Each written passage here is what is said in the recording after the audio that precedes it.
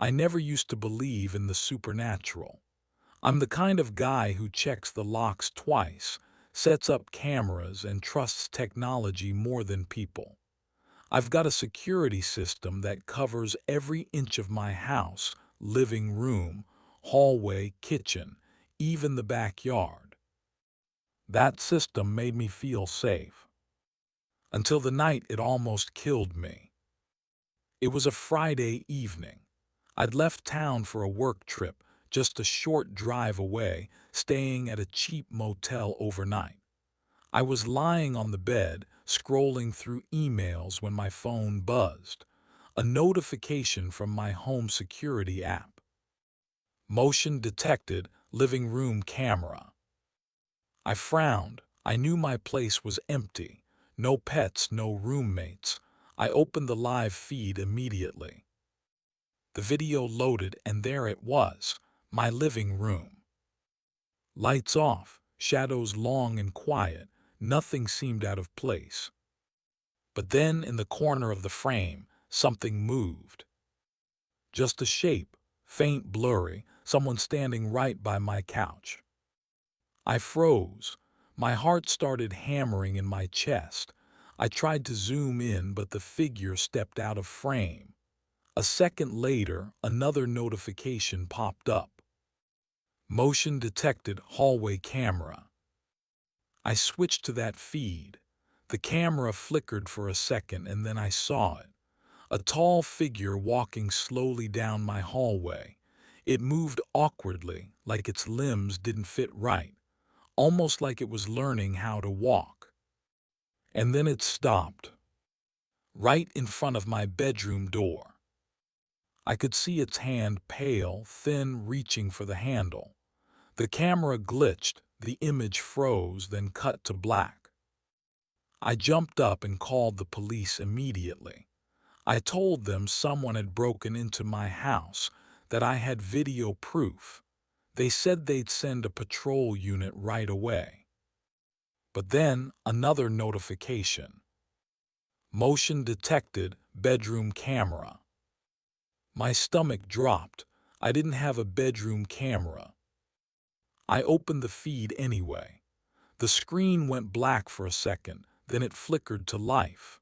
The camera angle showed my bed, my nightstand, my closet, and then it panned slowly, as if someone was holding it. I could hear breathing through the microphone. Slow, heavy, human. The camera turned toward the closet door. It opened slightly, and a pale face stared out from the darkness. Not my face, but my voice came from the feed.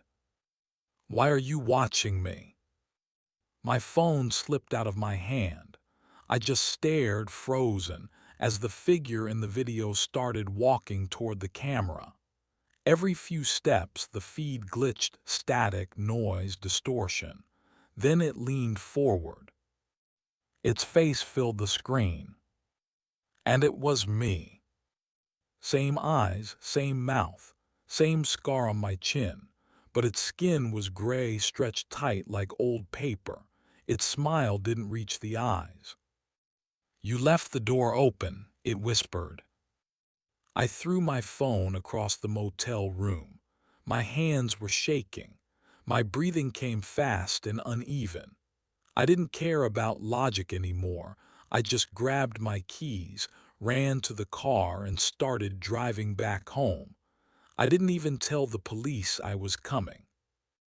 When I got there, all the lights in my house were off. No sign of anyone. The front door was closed, locked from the inside. I slowly walked in, every instinct screaming at me to turn back.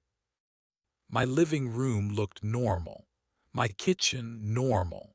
But when I stepped into the hallway, I noticed something new. My security camera, the one that had been mounted on the ceiling, was lying on the floor. The wires had been torn clean out.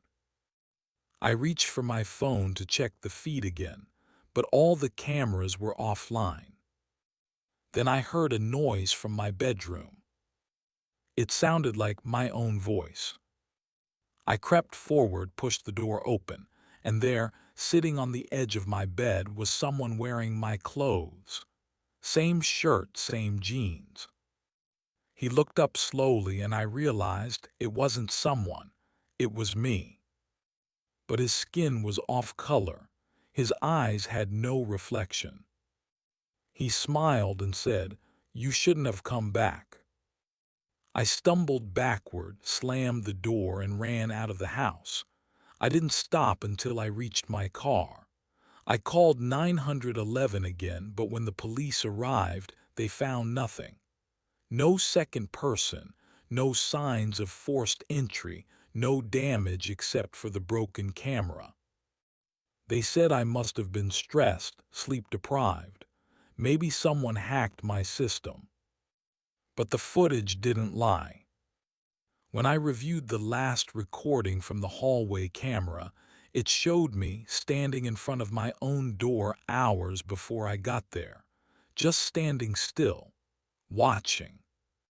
The timestamp said 2:13 a.m. But at that time, I was still in the motel. I moved out a week later. I threw out the cameras, changed my phone, even moved across the state. But every few nights, I get the same notification on my new phone. Motion detected, bedroom camera. Only now, I don't even have one.